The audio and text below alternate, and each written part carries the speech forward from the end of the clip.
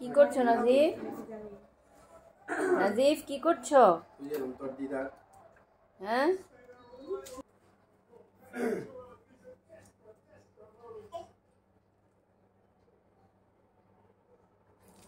রেখে দাও, আর ঝাড়ু দিতে হবে না, অনেক দিয়েছো,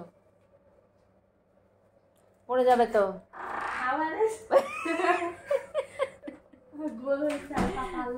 এখন আল্লাহু আকবার আলহামদুলিল্লাহ বলে এখন খেলা দেখতে গিয়েছে। এই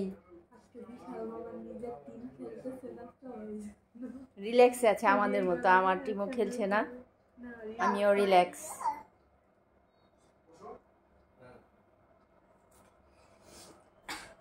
বিশ্বকাপ ফাইনাল খেলা চলছে আর আমাদের বাবু ঘর ঝাড়ু দিচ্ছে।